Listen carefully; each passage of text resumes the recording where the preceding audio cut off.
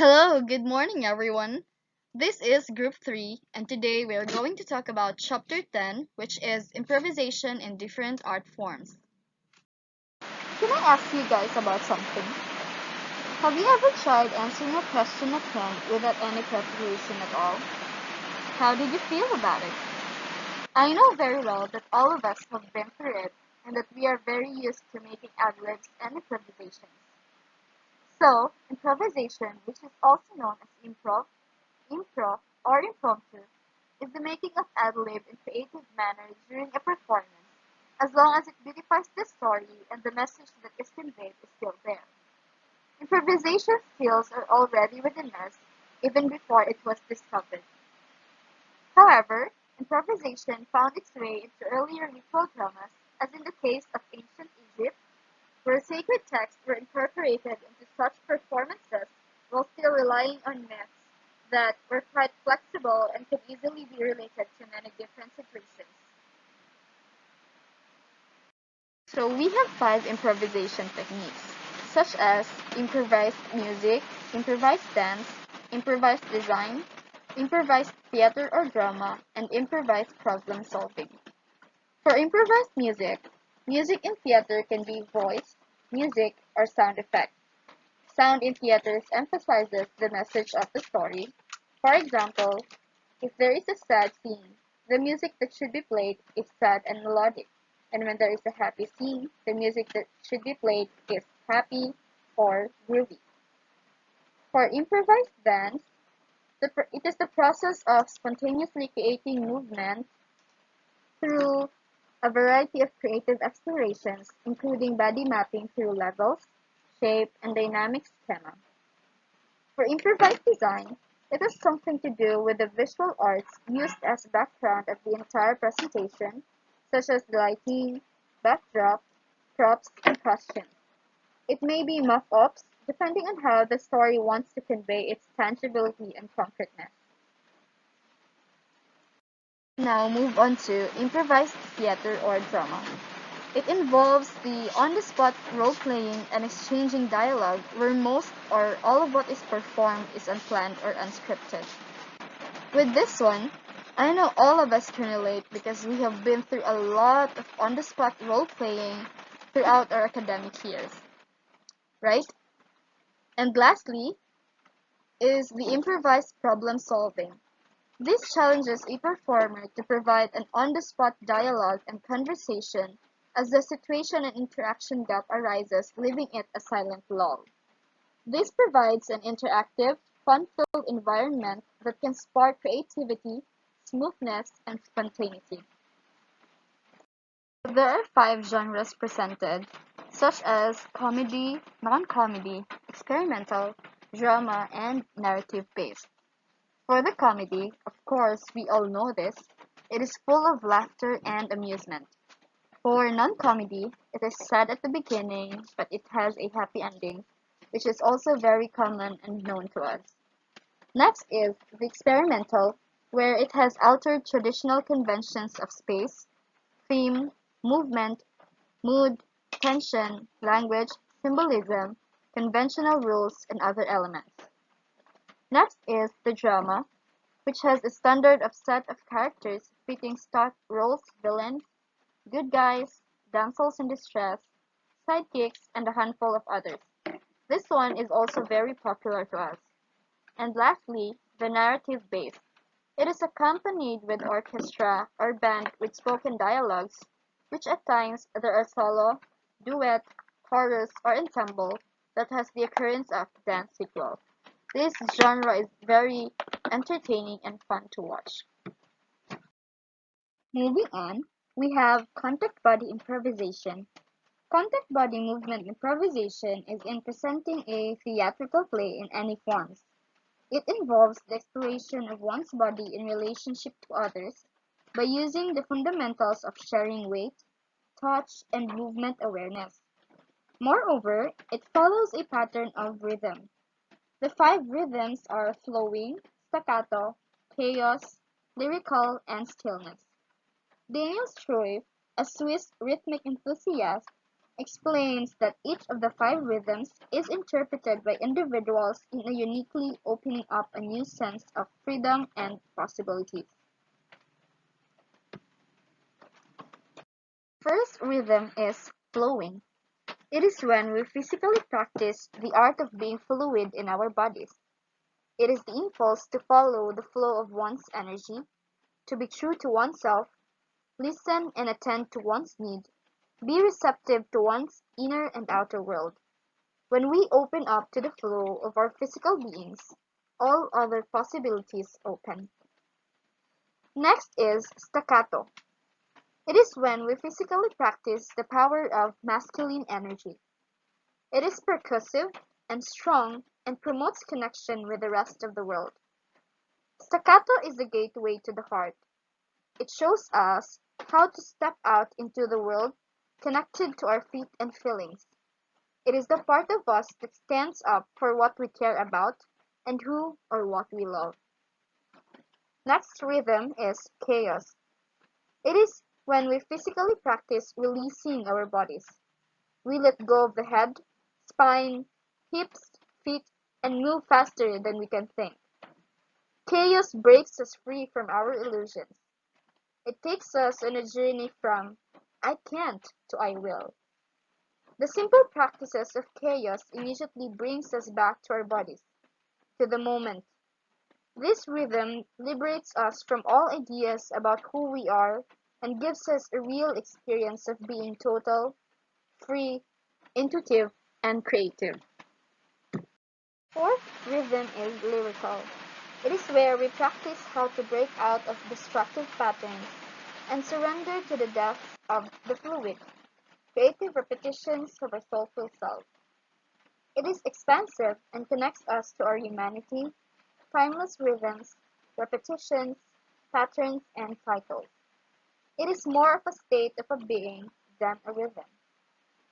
And lastly, stillness. Being still and doing nothing are different. Stillness moves both within and all around us. The dance is our vehicle, our destination is the rhythm of stillness.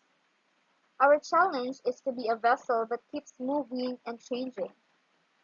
Each time we dance into stillness, we practice the art of making humble and mindful endings. This carries through to all of our endings in life. The end of this dance, this day, this relationship, or this life cycle. Good endings mean taking responsibility for the whole journey, distilling wisdom from our experience so that we may begin the next wave or cycle clean of carrying the past with us. So, good morning, everyone. To continue our report, we are going to talk about music improvisation. So, music or sound improvisation is the creative activity of immediate musical composition which combines performance with communication of emotions and instrumental technique as well as spontaneous response to other musicians. So, there are tips on how you can improvise music during a performance. So number one is it believe that you can improvise and you have the ability to make music in your own creative way. So first thing you have to believe that you can do it. Second is you can play along with records. It is a natural, ability of a person to play along with records if you are musically inclined. Third is you can mess with the melody to come up with your own. Yeah, it shows your creativity. Fourth is music mess with the rhythm to emphasize uniqueness and distinction. So you can show to your audience that you can come up with ideas that are unique and have never seen before. You can learn music theory. You can try reacting and responding what's around you. So you get to respond what is around you. Like for example, if the atmosphere in the performance is already suspense, then the music you can improvise is already suspense to add more impact during performing. And also you can embrace the accidental moment when it happens. So there are saying that goes, some things are great when it accidentally happens. Then Don't judge yourself in the moment. So it will show your creative side because you can improvise music all of a sudden and immediately. Review after the fact and make self-evaluation. So you after you improvise music or sound in a performance, then you can review yourself, like evaluate where did you get wrong so it won't happen again in the future to avoid any instances that are bad. Say something which you think contributing, like you do not just focus on the negative side but also you're going to talk about something that you gave during the performance, like if the music improvisation was good then that something is worth talking about. Then lastly, keep learning. You have to keep learning. You have to give yourself a time to learn things, to improvise music effectively. Since we're done talking about music improvisation and body movement improvisation, we can now come up with theater improvisation. So, theater improvisation is the combination of the two, the music and body movement improvisation. It started its first influence during the 16th, 17th, and 18th centuries in Italy. Unique forms of stage performance derive from various global traditions such as festivals, ancient rituals, children's games, cabaret, vaudeville, commedia dell'arte, and simple celebration. It is consists of a comedic, poignant, or dramatic stage performance, usually with a wide cast of actors and actresses. So I'm pretty sure from the word theater, we can come up with the idea that theater improvisation is the improvisation of the whole act or performance. So the actors and actresses improvise their script and their movement, and also the thing that is going around the performance is already improvised, like the movement and the music. Brief history of theater. Development of theater can be traced back 2,500 years ago among the early Greeks and Romans, and in some parts of the globe using performative elements. So, even before, theater has always been around, like for showing rituals during feasts. So, people play theater acts. And until now, it is still prominent, and we can still observe theater plays in the 20th century. The 20th century theater utilized the age of technology in theater and used improvisation principles. So since we are already technology inclined, so the theater plays and theater performances are now aided with technology like lights, backdrops, and different other things. And they use improvisation principles to improvise effectively. Here are the theater elements. First is the script. It involves with the overall flow of the production from the narration, dialogues of the characters or cast, background music, and the like. So it's like the backbone of the theater, the script. So without it, it seems like the entire performance is nothing because it is the guide of the performance, like the dialogue of the characters, the music that is going to be played during that scene, and everything. Next is the director. The director is the leader of the entire production. So he or she directs the position of the character, the specific backdrop that is usually posted at the back, and everything. The cast, the members of the cast comprise the mix of antagonists and protagonists of the stage performance who give life on what is written on the script. So the script is the transcript copy or the written copy. The cast makes this copy into a reality. Like they are the ones who act in front of the audience to show or to give emotions to what is written on the script. The fourth one is characterization. Characterization is also known as story conference. a gathering or meeting that deals with the discussion of each character on how it should be properly executed so that a member of the cast who portrays it must internalize the given role. So since we have the cast already, we have also the characterization. It's either that person is the protagonist or antagonist, and that person is given a specific role for him or her to have an enough time to practice and internalize his or her given role. The fifth one is the rehearsals. The rehearsals are the scheduled dates given for practice. So we all know that perfect practice makes perfect. So in theater performances, there are specific dates to rehearse so that they can come up with a performance that is pleasing to the audience. Sixth one is scenery. Scenery refers to the backdrop on stage. This is the proper stage decoration dependent on the required scenes needed in the story. So to make the performance a exceptional to the audience, like Delisha Dry, they have to perform a scenery, they have to provide scenery. Like, for example, if the specific scene happens in the cemetery, they are going to put a backdrop that is showing cemetery vibes. Like, there are a lot of corpses at the back and such. The sixth one is stage business. It is execution of the set of the production and the business side of it. So there are two types of stage business, the stage execution and the business side of their production. So first one is the stage execution.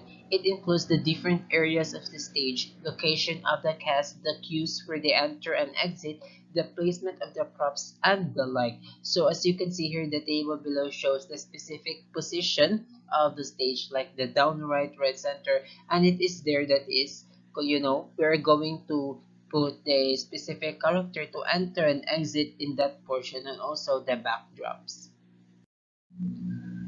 And the second type is the business side of production. It includes the marketing aspect of the production, publicity and advertisement of the theoretical show, selling of the tickets, financial management, and the management of logistics in the entire production. So we are all aware that advertisement and publicity of a specific performance is so very important, because in that way it can gather audience, and it will spread in a specific town or community to attain more attention, so that the characters can perform in front of the audience and many people will appreciate their performance.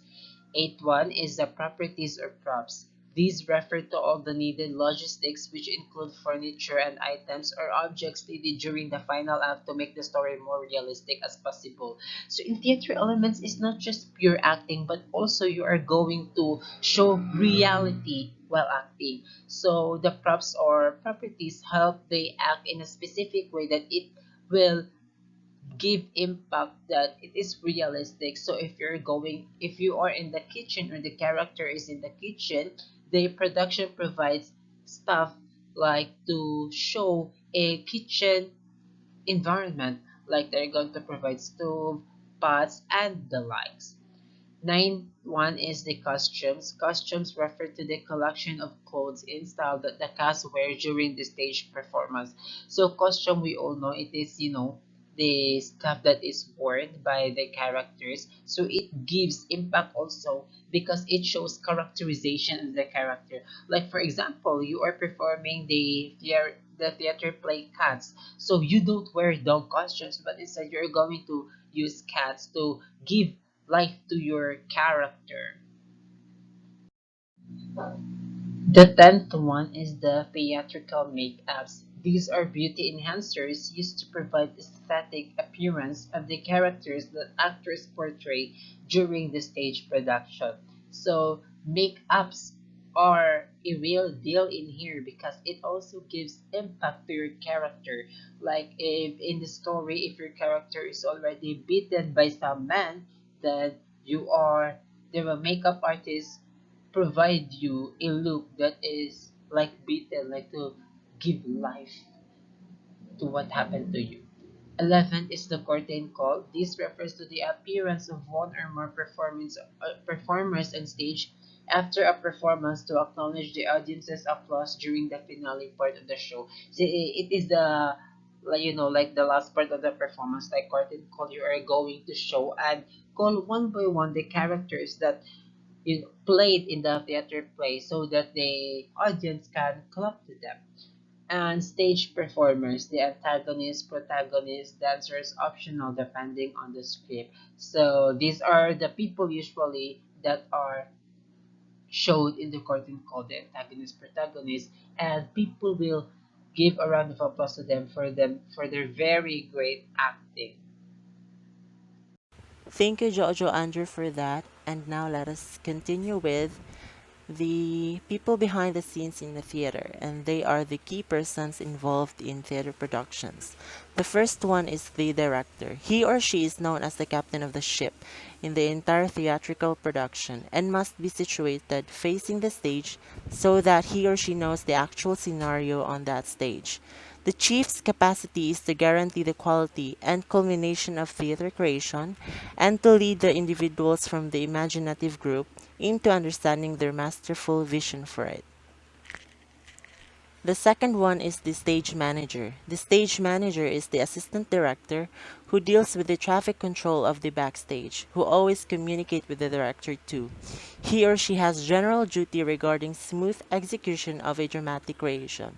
Stage management could be performed by a person in a little creations, while bigger creations commonly utilize a stage supervisory group comprising of a head stage director or creation stage administrator and at least one right-hand stage chiefs. The third one is the music and sound effects person. The person in charge with the background music and the different effects needed in the stage performance. He or she is in control of these effects on when to play and when to stop it. The fourth one is about musicians.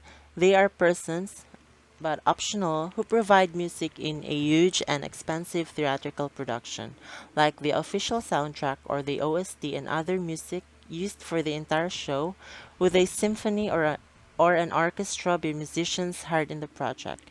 Musicians can specialize in any musical style, and some musicians play in a variety of different styles depending on cultures and background. The fifth one is prompters. They are persons who usually located below the stage or situated near the director who provide prompts or cues to the performers if ever they forget their line or guide them where they are supposedly situated in the scene.